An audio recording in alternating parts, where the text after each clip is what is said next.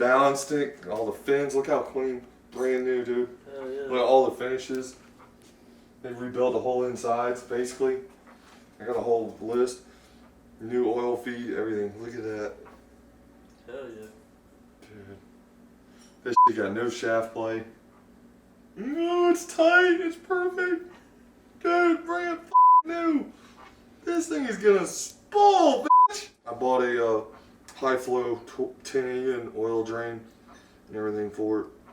So I actually need to make a new oil drain line. So I'm gonna be pressed on that in the next couple of days to do something about it, because we know when this thing's done, we ain't wanting to wait for shit. Alright, so the moment we've been waiting for, Mr. Mischief. What do we got going on today? Man, we finally getting back to rehabbing this thing. Had a nice little incident, money shifting. Seems like everybody knows. My first little trip. Well, today we're gonna finally get down to business and get everything back together. We've had it torn down for 2 weeks now, maybe some more. But now we got the time and we got everything here. We're gonna put the head back on. Built head, full Super Tech valve train, dual valve springs, 1 millimeter oversized valves, nitrate coated and Iconal on the exhaust. The real good goodies on that sucker is the Schrick 270, 276 turbo cams. Man, this thing's gonna spool up so good. So we're getting ready to put the head on today. We got the cut ring gasket. We were able to reuse the rings from the previous head gasket, but the gasket is new. We're gonna drop it on carefully, torque it down today, and then we torque it down for the next 3 days in stages. Once that's done, we'll have the ready for the cams to go in and vanos and start bolting everything back up. Nice. So and start giving out L's. Yeah, absolutely. Yeah, we've got we also got a new manifold RSI going on. Better improvement over that OBX junk that I had on there, and then a refresh turbo. Just got it back today from Precision. So as far as like the whole being able to control the boost, I know not a lot of people run a boost controller, but what did you end up going with? Boost control is being worked on right now. I went with the Turbo Smart eBoost 2. I think it's a great setup. It's pretty simple, yet it has so much options and abilities. It has a lot of safety features. It has the ability to make up for where you may be lacking in boost control, to fine tune it. It's a great product. I can't wait to get it going and start using it. Wired it up was pretty simple. I think it's all of like maybe 5 wires. All right. And then you just run an air line from your intake manifold to the boost controller itself.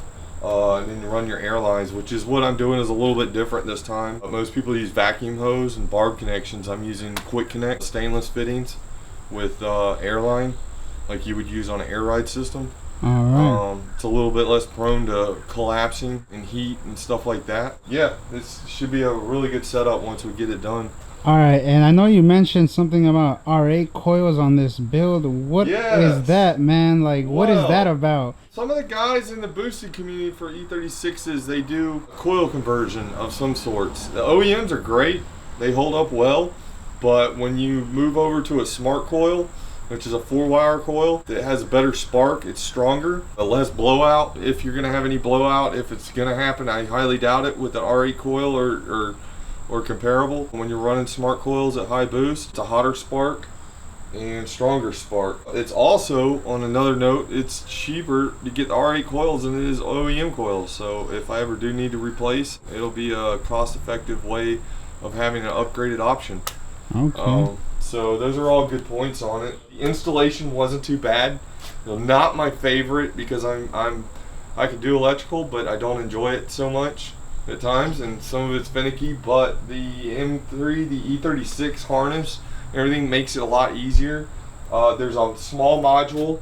It's about a couple inches square, and you make a piggy tail for that, and then you splice into your coil wires in the harness, and you just put that in between those wires. I was able to tuck it inside the harness box here above the engine, so it's all tucked away nice and neatly. My suggestion is to buy the pigtails. I had the plug sent to me with the terminals and everything to make it literally from scratch, and I found it to be too hard and painstaking to do. So I bought for 20 bucks. I've got all 6 plugs already wired, and then I just had to wire them into the old harness. Okay. And run an extra ground wire. That is your 4th wire on them, is an extra ground.